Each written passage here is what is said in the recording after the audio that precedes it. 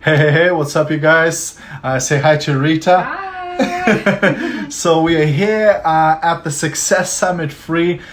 Absolutely incredible event. Absolutely loving every single minute of it. I've got like half of the book of notes already, and it's only day one. We've got another day two to go. How you been finding it, Rita? Amazing. Really good.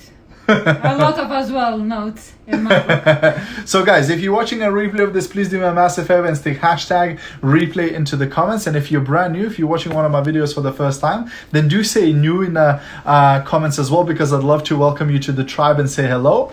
And of course, if you get some value or you learn something from this video, do share it, because maybe somebody else will see it too.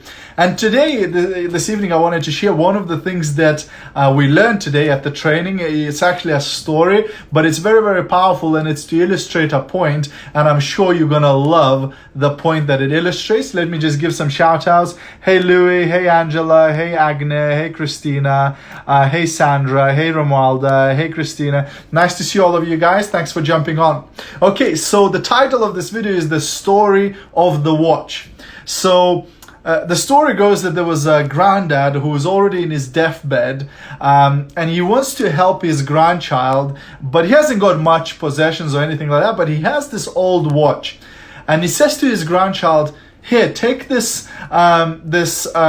watch and take it to the pawn shop and see what you could get for it, because he knows that the grandchild is struggling. He needs some money, right? So he tells the grandchild to take this watch to the pawn shop. So the grandchild goes to the pawn shop, shows it to the guy at the pawn shop. He looks around, he goes, yeah, it's an old watch, it's been beat up a bit. He goes, well, I'll give you 20 quid for it. So the grandchild thinks about it and goes, actually, give it to me, I'll go back to my grandfather. So he takes the watch, goes back to the grandfather, and grandfather says, grandfather, all he would give is 20 quid for that watch. And the grandfather says, you know what, I think it should be worth more. So why don't you go to the jeweler tomorrow and see what the jeweler says? So the grandchild again takes the watch, goes to the jeweler, shows it to the jeweler, and the jeweler takes a look at it and goes, that's actually quite interesting watch, etc. The jeweler says, I'm going to give you £500 for this watch. And the grandchild goes, oh my God, £500, instead of £20 that the pawn shop has offered him. So he goes, but let me go back to my grandfather. So he goes back to the grandfather, says, look, they offered £500 to this watch now at the jeweler. And the grandfather says, you know what? Why don't you go to the city tomorrow and take it to the museum? See what they say. So the grandchild, okay, listens to his grandfather, takes the watch, takes it to the museum next day. And he shows it in the museum, and the museum says, okay, we're going to give you £1.5 million for that because of its value. So the grandchild goes, oh my gosh, right? And he goes back to the grandfather. And of course, the grandfather is very happy that the museum offered that value. Now, what's the moral of the story?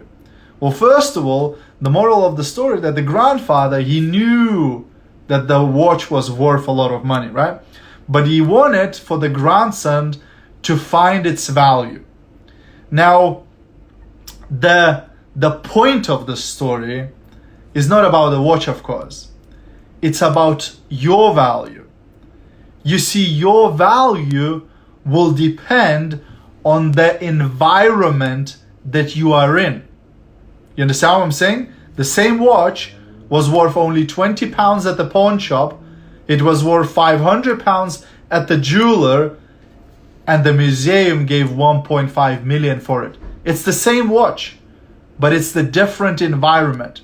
So same way, you will have different value in different environments. You know what I mean? Very often they say, well, the point is in the seed, but actually the point is in the soil that you put the seed in. Because if you put the seed in stones, it's not going to grow. But you put the seed in a fertile soil, it's going to grow huge. So it's the environment that you put yourself in. Because right now, you might be in a bad environment and your worth is being lowered by the environment you are in. But if you put yourself in a fertile environment, in a good environment, your value can grow massively. So you might be in a job right now that only pays you the minimum they can pay you without you quitting them, right? But if you get yourself into a business where you can flourish and do your full potential, your value might grow 10 times, 100 times, 1,000 times. What you get paid in the job, you might multiply it by 10, by 50, by 100 in a business.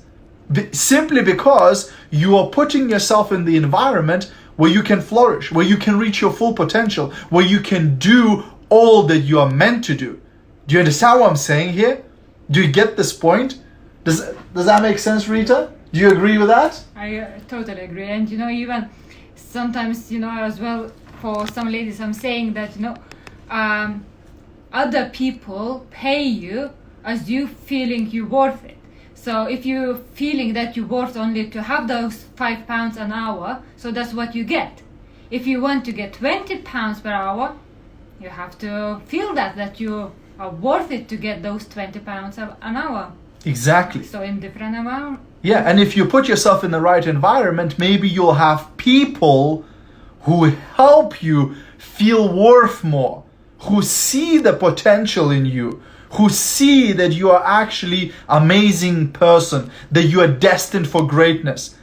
Not every environment will see that. Not every environment will encourage you like that. Not every environment will support your journey towards your dreams. You know what I mean? Some environments will try to push your dreams, will try to crush them instead.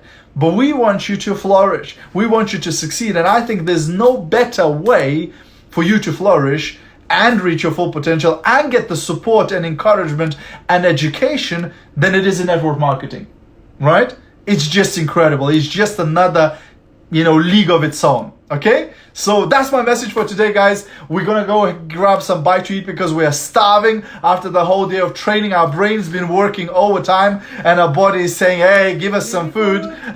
So we need to get some food. Thank you very much for watching. If you got some value from this, feel free to share it. And if you'd like to get a free ebook from me called How to Build a Part-Time Business While Keeping a Full-Time Job, drop me a private message and I'll be more than happy to send you that ebook. Have a great evening, guys. Love you loads. I can't wait to deliver you everything what we've been learning. We've got loads of stuff to share with you guys what we've learned today, and we've got another full day of training tomorrow at the Success Summit free. So I'm going to be sharing so much with you guys. You're going to love this stuff. All right, have a great evening. Bye for now. Bye.